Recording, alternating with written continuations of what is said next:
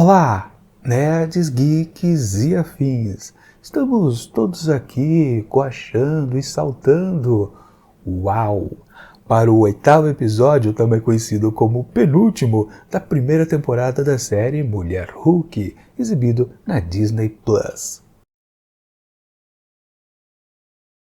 Pois bem, pessoal, finalmente tivemos a aparição daquele convidado especial. Sempre lembrando, claro, que a série se valeu de outras pessoas também, né, aproximadas para dar um pouquinho mais de valor a esse show bem mequetrefe, né, que foi o caso, por exemplo, do Wu e também do Abominável, como também, né, do próprio Bruce Banner, o Hulk, que a gente até esquece de vez em quando, né? Ele foi tão espizinhado lá no começo que a gente até às vezes esquece que ele participou aqui da série e teve alguma importância. Aliás, né, muito do que acontece aqui nesse episódio, ele já havia dito para Jen, mas só agora que o bonitão do Matt Murdock apareceu aqui, finalmente, como Demolidor e também como o advogado cego, é que ela ouviu, agora que ela prestou atenção na fala de um homem, porque, claro, né, todos os homens da humanidade têm a única e exclusiva função, né, de maltratar as mulheres, de as rebaixar. Essa série, sim, é a que define isso, né,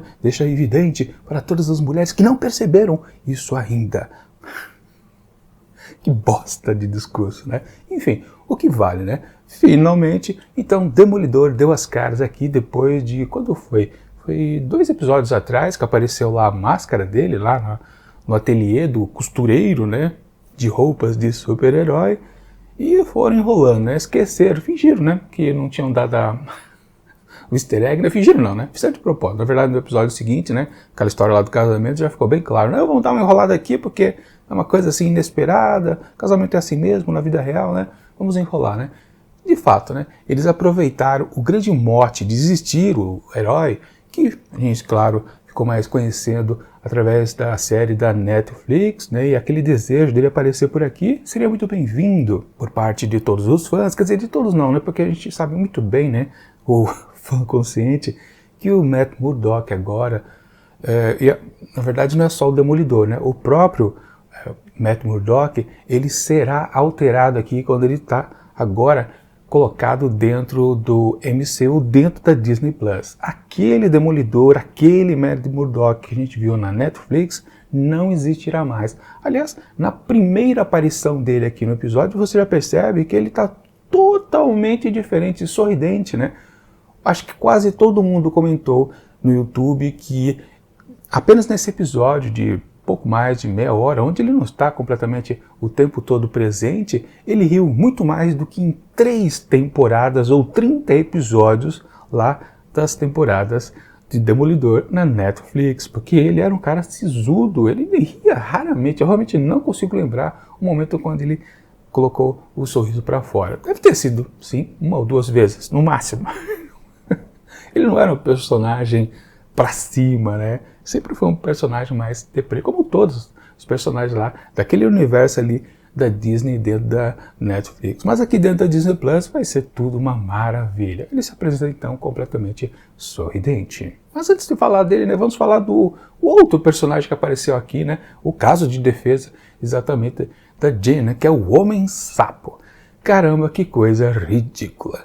Na verdade, quando eu estava assistindo ali a introdução do episódio, aparece lá o tal, entre aspas, né, herói, né, tentando ali deter um roubo, né, 2 meliantes, roubando lá um televisor, e você fica pensando, caramba, aquilo ali parece uma grande de uma emulação ao universo do James Gunn, claro, super conhecido na Marvel por ter feito os Guardiões da Galáxia. Mas depois, né, quando ele também foi para DC, naquela rusga que existiu, né, não vamos falar sobre isso aqui, ele acabou fazendo Esquadrão Suicida, a outra versão, fez sucesso, e ele resgatou lá daquele filme O Pacificador, que também foi uma boa série exibida, aqui nesse ano também, né, foi lá no comecinho, boa série, muito interessante.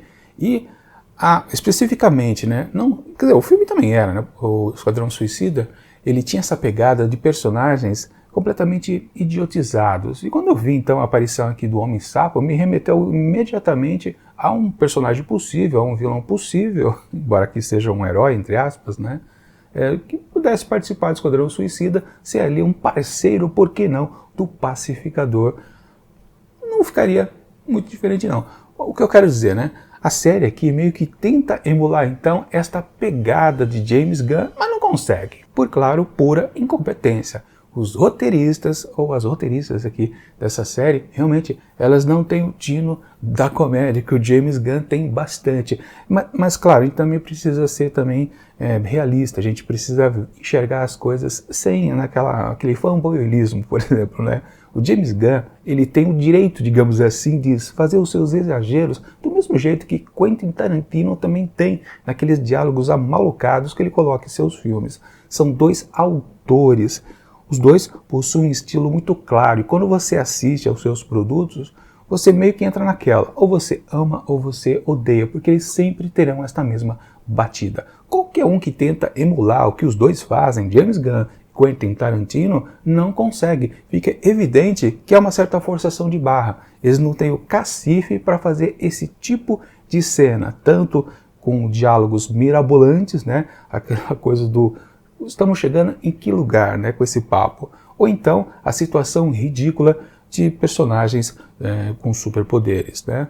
Esses dois autores são sensacionais, mas quando alguém tenta fazer algo parecido fica uma bela de uma porcaria. Talvez basicamente a ideia das roteiristas aqui nesse episódio, como na série inteira, né, foi fazer esse tipo de comicidade e naufragaram vergonhosamente. Mas enfim, né, o cidadão lá então está querendo deter o roubo, o furto, e acaba não conseguindo porque o seu traje dá defeito, e então aí sim o caso para Jen defender nos tribunais.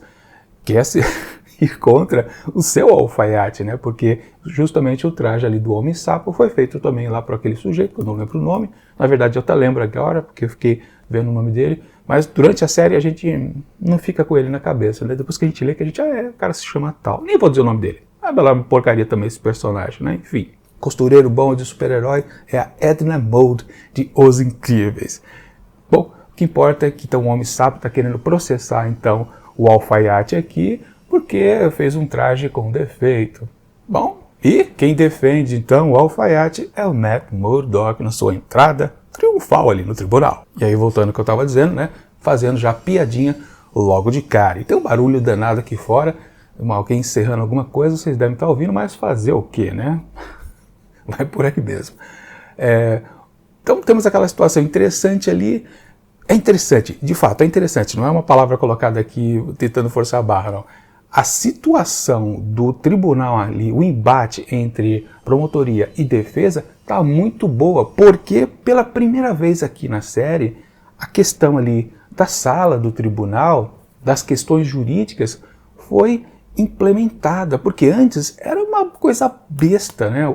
É só você tentar lembrar, se é que você ainda guarda isso na cabeça, os casos anteriores da Jen era uma situação ridícula, praticamente ela ganhava assim na lata, acho que só no caso dela lá da questão da Titânia de pegar o seu nome, é que foi um pouquinho mais intrincado talvez, mas claro, tudo era uma coisa que não era para prestar atenção de fato, porque a série, né, também quer se vender como uma série de advogado, mas não tem nada de tribunal. Pela primeira vez então aqui nesse episódio tivemos uma questão, um embate, tipo, Jane veio com um argumento, Matt Murdock veio com outro.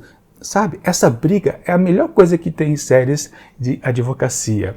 E teve isso aqui, um fiapo pelo menos, o que já valoriza bastante este penúltimo episódio da primeira temporada da série, com certeza. Mas também, claro, se valendo de um produto que só durou apenas meia hora, não tem muito como prolongar. E logo a situação resolve porque o Matt Murdock aproveita um deslize, então, lá do cliente da Jane, que ele acaba metendo o pé pelas mãos e confessando que ele fez besteira no uso do traje, ou seja, ele não tinha direito nenhum a reclamar do fabricante qualquer mau funcionamento, ele simplesmente usou querosene de aviação, onde ele não poderia colocar ali dentro daquela bota voadora, enfim, né? O Matt Murdock, claro, percebeu isso porque ele conseguiu dar aquela cheiradinha básica, no combustível e matou a charada, caso encerrado. Ele nem continuou, né? O juiz já martelou ali que já era a petição. Enfim, bacana. E aí a gente passa então para o segundo momento do episódio, onde a gente vai ter a aproximação dos dois personagens, onde a gente se aproxima daquilo que eu também já tinha comentado, que pela primeira vez, agora um homem falou para Jean e ela prestou atenção. Mas por que agora ela aceitou que essas questões, né, de você ser um herói, de um super-herói, tem algum sentido? Afinal de contas, ainda é um homem falando. Mas por que ela aceitou agora? Porque é um homem bonito, que ela está afim. Pois é, na verdade essa é a destruição do conceito então das questões feministas, né? De dizer que o homem rebaixa as mulheres. Não, as mulheres se sentem rebaixadas ou ofendidas, né? Ou acuadas para os homens que elas não estão afim, literalmente, de transar. Quando ela está afim, ela se assujeita, as mulheres, né, se assujeitam a qualquer dessas coisas que esses homens também vão fazer que os outros também fariam, os feios. Pois é, a questão é essa, é que elas se empoderam, que é exatamente isso, né, tentar ganhar um poder onde não existe, né, rebaixando aqueles, os homens, os feios, que elas não querem de modo algum, mas os bonitões podem ofendê-las, podem inclusive até bater nelas, que elas demoram, né, para fazer alguma denúncia, né? Aí acaba gerando esse absurdo. Sim, é o escracho do feminismo nesses termos. Se você é bonito. Enfim, mas é o que aconteceu então, né? No primeiro momento ali no encontro, no barzinho, naquela coisa, né, de não ter animosidades entre adversários da advocacia, ok. Depois, claro, isso vai render um pouquinho mais e fica aquele cheiro. Caramba, os dois vão ficar juntos mesmo? Isso acaba acontecendo lá ao final do episódio, eles transam naquela coisa toda, né? Mas é um cara bom, né? Tem coração, ainda mais um super-herói, depois ela acaba descobrindo, né? E aliás, também já chegando nessa parte, porque o episódio também é um fiapo de história, não tem nada demais, né? Logo em seguida ali, ao encontro no bar, o primeiro encontro, o Matt já recebe uma ligação descobrindo que o seu cliente foi raptado. Aliás, isso a gente não fica sabendo, né? Também, ao mesmo tempo, logo em seguida, né, a Jake recebe também o comunicado do seu cliente dizendo que está sendo perseguido, né? No caso, ele está sendo perseguido justamente porque o Demolidor foi atrás dele. Então, aí ela finalmente também resolve vestir, depois de ela já ter ouvido tudo o que o Matt deu de conselhos para ela, porque ela pode ser uma defensora das leis, sendo uma humana, né? A sua versão normal de Jennifer Walters. Mas, na sua versão de mulher verde, forte, de 2 metros de altura, ela pode defender onde a justiça não alcança, ou seja, atos heróicos ela pode fazer. E vamos combinar, né? Apenas no penúltimo episódio de uma série de super-heróis é que a pessoa se atina que ela sim, ela pode ser uma super-heroína. Que até agora, ó, para ela nem fedeu, nem cheirou o fato dela ter uma super força. No máximo só serviu, claro, para, né, ela desfilar que é uma mulher empoderada, né? Sem poder, né? É até uma coisa esquisita, né? Ela tem poder, mas ela tem poder porque ela é mulher. Ela não precisa ter 2 metros de altura e ser verde, ser super forte para ter uma força. Mas enfim, isso não importa, né? O discurso tolo da série é que... deixa pra lá. Enfim, o que vale? Então, vai os dois no embate, cada um salvando o seu cliente e elas acabam se enfrentando e lá numa luta até mais ou menos interessante, ela acaba tirando a máscara do Demolidor e descobrindo que lá embaixo tem o cara cego. Como assim? Você está enganando todo mundo fingindo que é cego? Não, eu sou cego mesmo, né?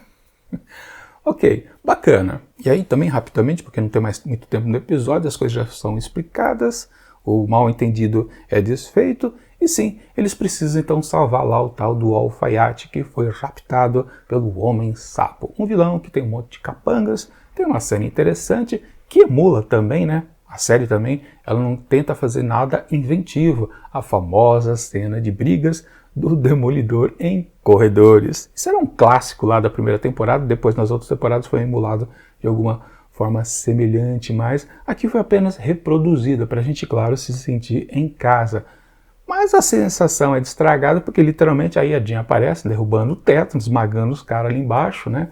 Enfim, corta o nosso barato de ver o Demolidor sentando a porrada. E de fato, ele deu mais tapa aqui nesta série do que a própria Mulher Hulk deu nos outros, entre aspas, inimigos que ela enfrentou ao longo dos episódios anteriores. Ou seja, a série, neste episódio, ela tinha um ar um pouquinho mais violento, de fato, mas não tem aquele punch que tinha lá na série da Netflix. Mas de qualquer forma, né? Mas aquela, né? Ele foi interrompido, ele ia bater mais naqueles outros caras que estavam vindo para cima dele, ela interrompeu, então a violência também foi interrompida. Bom, e aí, fim da a questão, o vilãozinho lá, Mequetrefe, foi preso, o alfaiate acabou perdoando o Jim porque ele estava se sentindo ofendido de ter que, né, enfim, ser processado. Tudo isso resolvido. Também era bobagem, era só um fiapo para ter alguma história. O que valia, claro, para o episódio é que a Jim tinha que transar com o Matt. Acabou, transaram e bacana. Tem uma piada bacana que eu acho que foi a primeira vez que eu ri, com certeza, aqui na série, foi quando ele sai lá da casa dela, né? Ele tá andando descalço pela rua. É uma coisa boba, mas eu achei engraçadinho, acabei rindo. E naquelas, por causa da participação do Demolidor, esse episódio se torna interessante? Sim e não ao mesmo tempo, porque também com a aparição dele a gente consegue perceber que a série também não consegue desenvolver outras coisitas interessantes.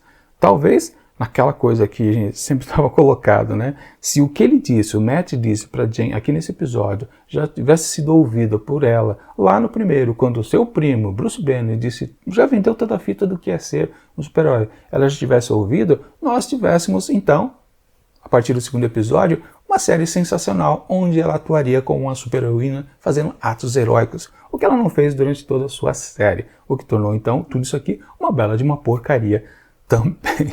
Mas ainda tivemos algo para completar, então, aí se conectando com a trama da temporada em si, que é aquela coisa que também já foi ventilada lá no episódio passado, que ela ia participar de uma premiação de melhor advogada do ano, o que é um grande absurdo, porque aqui, nesse episódio, foi um grande exemplo que ela é uma péssima advogada. Como é que ela ganha no mesmo dia, à noite, né, horas depois, um prêmio?